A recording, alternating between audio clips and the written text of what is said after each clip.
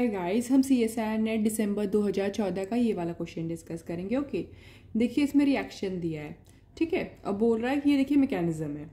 अब बोल रहा है कि first step remains essentially in equilibrium. तो इक्विलिब्रियम में दिख रहा है हमको। If delta H is the enthalpy change for the first reaction, मतलब इसके लिए जो हमारा एंथैल्पी चेंज है वो डेल्टा एच है।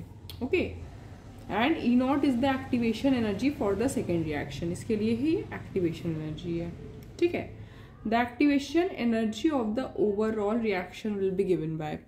अब देखिए, हमने जब आपने अगर क्वेश्चन सॉल्व किया होगा तो आपको ये आइडिया होगा कि इसमें जरूर K1 K2 ऐसे कुछ करना पड़ेगा। तो हम लोग पहले ना रेट कांस्टेंट अपने आप से अज्यूम करते हैं, तो दिया नहीं है K1 K2, ये देखिए ये फॉरवर्ड का K1, पीछे का K2, ये K3, ये हमने अपने आप से अज्यूम किया। अब K1 K इनवर्स आप उसको अपने हिसाब से भी ले सकते हैं। तो चलिए स्टार्ट करते हैं। अब देखिए, हमें पता है ना कि अगर हमें K हो जाए, जो K का रिलेशन अगर पता चल जाए ना, तो हम उससे एक्टिवेशन एनर्जी निकाल सकते हैं। यह आपने केमिकल काइनेटिक्स में पढ़ा होगा। तो चलिए ट्राई करते हैं। पहले ऑब्वियसली अगर इसका हम रेट इक्वेशन लिखेंगे तो ये वाले स्टेप से लिखेंगे, क्योंकि देखिए अभी स्लो स्टेप वगैरह तो दिया नहीं है। पर अगर कुछ ना दिया हो तो जो हमारा प्रोडक्ट होता है ना, वही हमारा मतलब RDS होता है, रेट डिटरमाइनिंग स्टेप। तो रेट कैसे लिखेंगे, देखिए rate is equals to K3 AB C, ठीक है। K3 हम उसको अज्यूम किए हैं। अब देखिए C तो हमारा रिएक्टेंट है, कोई दिक्कत नहीं है, पर AB इंटरमीडिएट है, तो SSA अप्लाई करना पड़ेगा। हम लोग ऐसे लिख नहीं सकते हैं। तो applying SSA steady state approximation करेंगे अप्लाई इंटरमीडिएट पे।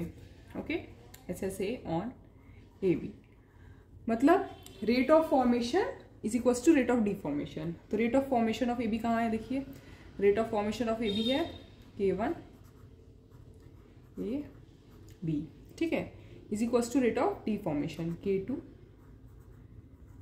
AB plus K3 AB C, ठीक है। देखिए यहाँ फॉर्म हो रहा है इधर फर्स्ट सामने वाले रिएक्शन में, पीछे वाले इस रिएक्शन में डिफॉर्म हट रहा है और इधर भी हट रहा है।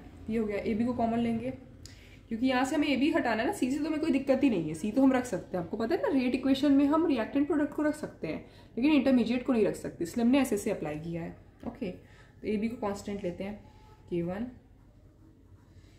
इज इक्वल्स टू, यहाँ AB को कांस्टेंट नहीं sorry common, K2 plus K3 C, ठीक है, ये ले लिया।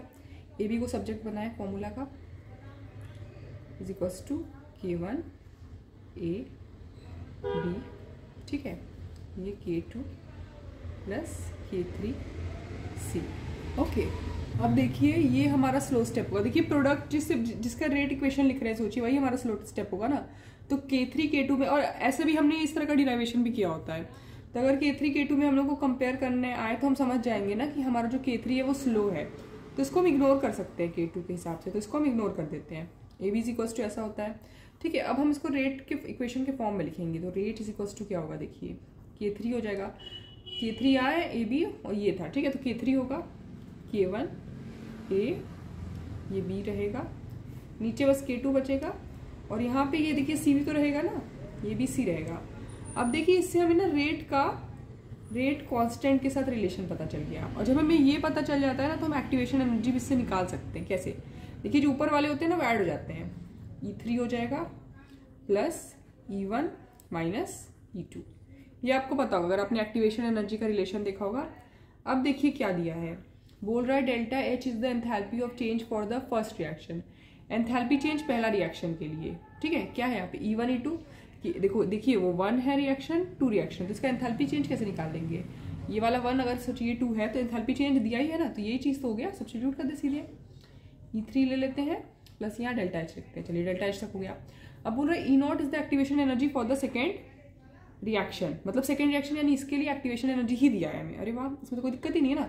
E3 तो क्या है, E0 है, इसका मतलब यही ना दिया है सेकेंड के लिए activation energy, E0 plus delta H। तो इसका आंसर हमारा C हो गया।